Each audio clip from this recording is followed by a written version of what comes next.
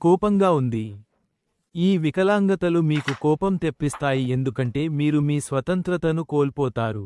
మరియు నేను చాలా స్వతంత్ర వ్యక్తిని. నాకు బస్సుల్లో ప్రయాణించడం ఇష్టం లేదు. మీరు ఇతర ప్రయాణికులకు బాగా కనిపిస్తారు, కానీ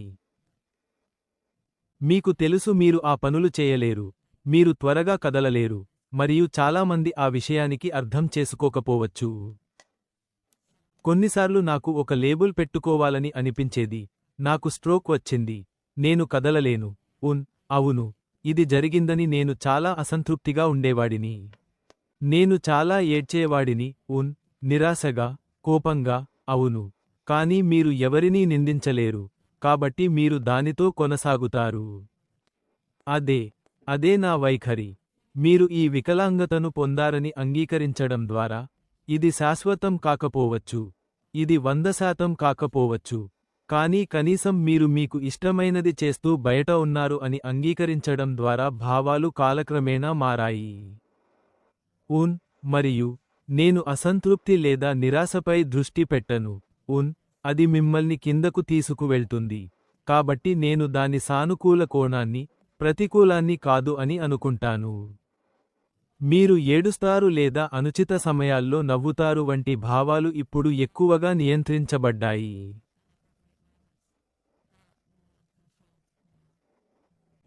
ఏదైనా విషాదకరమైన సినిమాల ముందు, మీరు మీ కళ్లను బాగా తుడుచుకుంటారు. లేదా తప్పు సమయంలో నవ్వుతారు. కానీ ఇప్పుడు మీరు దానిని పట్టుకుని, మీరు దానిని నిర్వహిస్తున్నారు. అవును. మీరు సెన్సస్కు వచ్చారు. నేను అనుకుంటున్నాను మీరు చెప్పవచ్చు. బాగా. స్ట్రోక్ తర్వాత, నేను ఆసుపత్రిలో ఉన్నాను. మరియు అప్పుడు నేను పునరావాస వార్డులో ఉన్నాను. మరియు మొదట, నేను అనుకున్నాను, బాగా. నేను నా కదలికలను తిరిగి పొందుతాను. కానీ, కొంతకాలం తర్వాత, నేను అనుకున్నాను, కొన్ని దెబ్బతిన్నవి ఉంటాయి మరియు నేను దానిని అంగీకరించాలి. మరియు, నేను స్ట్రోక్ పొందినప్పటి నుండి, నేను పని చేయలేదు. మరియు, అది నన్ను, చాలా ఒంటరిగా చేస్తుంది. మరియు నేను నా సంరక్షకుడిపై చాలా ఆధారపడతాను ఎందుకంటే నేను నా భార్య తప్ప ఎవరూ లేరు. మేము ఇక్కడ ఇద్దరం మాత్రమే ఉన్నాము, మరియు, నేను ఆమెపై ఆధారపడతాను. మరియు కొన్నిసార్లు, ఆమె భావాలు మరియు నా మూడ్స్, కేవలం, ఒకదానికొకటి పోరాడుతున్నాయి. కాబట్టి నేను చాలా, స్థిరంగా లేను మరియు భావోద్వేగంగా ఉన్నాను. మరియు నాకు తెలియదు. నా మీద నిరాశ ఉంది. నేను నిద్రపోలేకపోయాను. మరియు, నేను 2 లేదా 3 వారాల పాటు నిద్రపోలేకపోయాను. కాబట్టి నేను చాలా అలసిపోయాను కానీ, నిద్రపోలేకపోయాను. మరియు నేను, మంచంపై పడుకున్నప్పటికీ, మొత్తం రాత్రి నేను, మేల్కొన్నాను. కాబట్టి, కానీ నిజంగా, నాకు నిరాశ ఉందని తెలియదు ఒక రోజు వరకు మరియు నేను అనుకున్నాను, బాగా, ఓహ్, ఇది, అవును, ఇది నా కోసం ప్రపంచం ముగిసింది. కాబట్టి, నేను నన్ను నష్టపరచడానికి ప్రయత్నించాను. మరియు అప్పుడు నేను మళ్ళీ ఆసుపత్రిలో చేరాను. మరియు అప్పుడు, వారు నన్ను మానసిక వైద్య విభాగంలో ఉంచారు. మరియు అప్పుడు, నేను అక్కడ 2 నెలలు ఉన్నాను మరియు నాకు, మాత్రలు ఇచ్చారు మరియు కూడా, మానసిక వైద్యులు, నన్ను చూసుకుంటున్నారు. మరియు అప్పుడు నేను డిశ్చార్జ్ అయ్యాను. నేను నన్ను నష్టపరచడానికి ప్రయత్నించినప్పటి నుండి కానీ ఆ పని చేసిన తర్వాత నేను తెలుసుకున్నాను, బాగా, నేను ప్రాక్టికల్గా ఉండాలి ఎందుకంటే, నేను తిరిగి పొందలేను, గత, స్వభావం మాదిరిగా. నేను కొంచెం అనుకూలించాలి. మరియు ఇప్పుడు, ఎప్పుడైనా నేను ఆలోచించినప్పుడు, బాగా, నేను సంతోషంగా లేను అని, నేను ఆ అనుభవాన్ని గుర్తు చేసుకోవాలని ప్రయత్నిస్తాను. నేను గతంలో పొందిన అనుభవాన్ని, మరియు అది చాలా మూర్ఖమైన విషయానికి అని నాకు తెలుసు, నాకు నష్టపరచడం. కాబట్టి, నేను నా స్వంతంగా మారుతాను మరియు నేను మళ్ళీ ఏ మూర్ఖమైన పని చేయను. నా డాక్టర్ నాకు ఇది స్ట్రోక్ అని చెప్పినప్పుడు, నేను ఆలోచిస్తున్నాను, లేదు, స్ట్రోక్ కాదు. నేను కొంచెం భయపడ్డాను ఎందుకంటే నేను ఆలోచిస్తున్నాను, ఇది తర్వాత. నేను ఆసుపత్రిలో ఉన్నాను. దీని తర్వాత ఏదైనా జరగబోతుందా? నేను మరింత క్షీణించబోతున్నానా? కానీ నేను ఉత్తమమైన ప్రదేశంలో ఉన్నాను అని నాకు తెలుసు ఎందుకంటే మీరు తెలుసు నాకు డాక్టర్లు నా పట్ల శ్రద్ధ వహిస్తున్నారు మరియు నా గురించి చూసుకుంటున్నారు. అవును, నేను కొంచెం భయపడ్డాను. నేను అనిశ్చితంగా ఉన్నాను. నేను ఆలోచిస్తున్నాను, ఓహ్ స్ట్రోక్, ఇది గుండెతో సంబంధం కలిగి ఉంది. నేను అర్థం చేసుకున్నాను. స్ట్రోక్ అంటే మీరు శారీరకంగా వికలాంగులుగా మరియు పక్షవాతం పొందుతారు. అవును, కాబట్టి నేను కొంచెం భయపడ్డాను. నేను మునుపటిలాగా సాధారణంగా లేనట్లు అనిపించింది. మరియు కొన్నిసార్లు నేను నిజంగా కోపంగా ఉండేవాడిని ఎందుకంటే నేను నిరాశ చెందాను ఎందుకంటే నేను కొన్ని విషయాలు చేయలేకపోయాను. నేను చాలా మంది చుట్టూ ఉండటం వంటి కొన్ని పరిస్థితుల్లో ఉండలేకపోయాను. అది నాకు ఆసుపత్రి నుండి బయటకు వచ్చినప్పుడు ఒక సమస్యగా మారింది. నేను ఎలా నిర్వహించాలో తెలియదు. అది నాకు చాలా ఒత్తిడిగా అనిపించింది. చాలా మంది చుట్టూ ఉండటం. ఇది ఇంట్లో ఉన్నా లేదా సమాజంలో బయట ఉన్నా లేదా షాపింగ్ చేయడానికి బయట ఉన్నా, నేను పారిపోవాలని మరియు ఒక గదిలో దాక్కోవాలని మరియు నాతోనే ఉండాలని మరియు కొంత నిశ్శబ్ద సమయం ఉండాలని అనుకుంటాను. కానీ నేను అలా చేయడం ద్వారా అది నిజంగా సహాయపడింది. కానీ ఈ భావాలను ఎదుర్కోవడం, మీరు తెలుసు, నేను చేసినది ఏమిటంటే నేను ప్రతిరోజూ వాటిని ఎదుర్కొన్నాను. నేను వాటిని గురించి తెలుసుకుని, సరే, ఇది స్ట్రోక్ కారణంగా జరిగింది అని ఆలోచించాను. కానీ అవి మెరుగుపడతాయని మరియు మెరుగుపడతాయని నాకు ఎప్పుడూ తెలుసు మరియు నేను ఆ పరిస్థితిలో ఉంటే అవి మెరుగుపడతాయి మరియు నేను అదే చేశాను. కాబట్టి నా అసంతృప్తిని అధిగమించడానికి నేను ఎక్కడ ఉన్నానో అంగీకరించాను మరియు నేను చేయగలిగినదాన్ని చేయడానికి మరియు నేను ఉన్నచోట ఉత్తమంగా చేయడానికి ప్రయత్నించాను. మరియు నేను అలా చేసినప్పుడు భయం, అసంతృప్తి, నిరాశ వంటి ఈ విభిన్న భావాలను నేను అధిగమించాను. మరియు మీరు ఎక్కడ ఉన్నారో అంగీకరించడం మరియు మీరు చేయగలిగినదాన్ని చేయడం మరియు దాన్ని కొంచెం కొంచెంగా చేయడం మాత్రమే. మీ చుట్టూ మంచి వ్యక్తులు ఉండటం, మీను ప్రోత్సహించడం, సానుకూలంగా ఉండటం, నిర్ణయాత్మకంగా ఉండటం, ఇవన్నీ ఈ విషయాలను అధిగమించడంలో సహాయపడతాయి. నేను అనిపించింది. ఇది ఇతరులకు జరిగిందని నేను విన్నాను. కానీ నాకు జరుగుతుందని, మీరు తెలుసు, పూర్తిగా ఆరోగ్యవంతమైన మనిషిని. అప్పుడు మీరు తెలుసు, వాస్తవాన్ని ఎదుర్కోవలసి వచ్చింది. ఇది నాకు స్ట్రోక్ అని తెలుసు. దానిని నేను చేయగలిగినంత మంచిగా నిర్వహించండి. నేను ఇంకా ఆలోచిస్తున్నాను, నాకు ఏమి జరిగింది? నాకు నమ్మకం లేదు.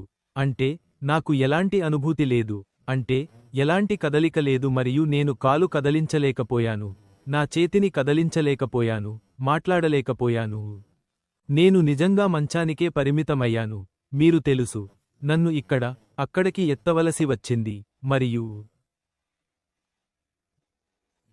ఇవన్నీ, మీరు తెలుసు, నేను ముందు చేయగలిగిన చిన్న విషయాలు ఇప్పుడు నాకు కొత్తగా ఉన్నాయి. నేను చేయలేకపోయాను. బాగా స్ట్రోక్ నన్ను తాకినప్పుడు, నిజంగా స్ట్రోక్ సమయంలో, అది నా కుటుంబంపై చాలా ప్రభావం చూపింది. మీరు తెలుసు, ఎందుకంటే నేను ఒకప్పుడు నేను పనిచేస్తున్న చోట 10 సంవత్సరాలు బస్సు డ్రైవింగ్ చేస్తున్నాను. మీరు చూస్తున్నారు. మరియు నేను బస్సులపై చాలామంది స్నేహితులను చేసుకున్నాను. మీరు తెలుసా, చాలామంది ప్రయాణికులు నన్ను పేరు ద్వారా, మొదటి పేరుతో తెలుసుకుంటారు. మరియు నా సహచరులు కూడా. మరియు మీరు తెలుసా, వారు ఈ జార్జ్ను నమ్మలేకపోయారు. మీరు తెలుసా? కానీ వారు చూసినప్పుడు, ఆసుపత్రిలో నన్ను సందర్శించడానికి వచ్చినప్పుడు, మీరు తెలుసా, వారు చెప్పారు, నేను మాట్లాడలేకపోయాను మరియు వారు స్వయంగా విరిగిపోయారు. మీరు తెలుసా, నేను విరగడం ఉండాలి. కానీ వారు చూసింది నమ్మలేకపోయారు. మీరు తెలుసా? నా కుటుంబం, మీరు తెలుసా, వారు స్ట్రోక్ నుండి నాతో ఉన్నారు. వారు ఎల్లప్పుడూ ఉంటారు. కానీ వారు కూడా నమ్మలేరు. నా కుమారుడు నన్ను స్నానం చేయించడానికి సహాయం చేయాల్సి వచ్చింది. మీరు తెలుసా, మరియు అంతా. నేను కూడా నిజంగా నిరాశగా అనిపించింది ఎందుకంటే నేను చేయలేకపోయాను. కొన్ని విషయాలు చేయాలనుకున్నాను మరియు ఉంది. ఒక నిర్దిష్ట భాగం ఉంది. మీరు తెలుసా, నేను జీవించాలనుకోలేదు, మీరు తెలుసా? అవును, ఇది నిజంగా మీకు చేరుకుంది మరియు నేను అనుకున్నాను, లేదు. మీరు నమ్మితే మీరు తెలుసా, ఎందుకంటే మేమంతా చర్చికి వెళ్తాము మరియు నా పిల్లలందరూ మరియు నేను చెప్పాను, లేదు. అది బలహీనంగా ఉంది. మీరు తెలుసా, అలా వెళ్ళిపోవడం, ఆహ్! దానిలోకి వెళ్ళండి మరియు పట్టుదలగా ఉండండి మరియు మీ వ్యాయామం చేయండి. ప్రభువుకు ప్రార్థించండి మరియు అంతా మరియు అప్పుడు మీరు బహుమతులు పొందుతారు. మీరు తెలుసా, కాని ఇది, మీరు దిగజారడం మంచిది కాదు ఎందుకంటే మీరు కూడా దిగజారిపోతారు మరియు మీ వ్యాయామం మరియు ప్రతిదీ, మీరు తెలుసా? ఉత్తమంగా ఆలోచించండి. మీరు తెలుసా, సానుకూలంగా ఆలోచించండి మరియు ఆ వ్యాయామాలు చేయండి. అక్కడికి వెళ్ళి, మీరు చేయగలరని చెప్పండి. నేను ఆ మరొక చివర చేరగలను మరియు నేను తిరిగి రావచ్చు. నేను ఇంటి చుట్టూ తిరుగుతాను మరియు నేను మళ్ళీ తిరిగి నడుస్తాను. మీరు తెలుసా? మరియు కుటుంబం మీరు తెలుసా, అవును, నాన్న, అదేవిధంగా, కొనసాగించండి. మరియు కొన్నిసార్లు వారు నన్ను నెట్టుతారు. మీరు తెలుసా, మరియు నేను ఇంకా వెళ్తాను. నేను నిజంగా అలసిపోయే వరకు మరియు నేను మంచి రోజు పని చేశాను అని అనిపించింది. మీరు తెలుసా, ఆ రకమైన విషయానికి. అవును, వారు చాలాసార్లు వస్తారు.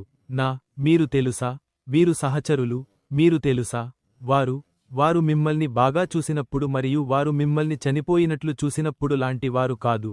మీరు తెలుసా, ఆ రకమైన విషయానికి. ఆలోచించండి. మీరు తెలుసా, వారు నన్ను ఇంకా, మీరు తెలుసా, 100% ఫిట్గా ఆలోచిస్తారు. అయినప్పటికీ నేను ఇలా ఉన్నాను. మీరు తెలుసా? వారు వస్తారు, మాట్లాడతారు మరియు అప్పుడు ఇంకా కొనసాగిస్తారు. మీరు తెలుసా, ఏమీ జరగలేదు అని. అదే నాకు మంచి అనిపిస్తుంది. నేను ఇంకా నాన్న, మీరు తెలుసా, నాకు ఏమి జరిగిందో, అది నన్ను, మీరు తెలుసా, మళ్ళీ సాధారణంగా ఉండటానికి ఆపదు. మరియు అదే నాకు జరిగిందని నేను అనుకుంటున్నాను. నేను ఇప్పుడు నడుస్తున్నాను. ముందు, నేను మంచం పట్టి ఉన్నాను.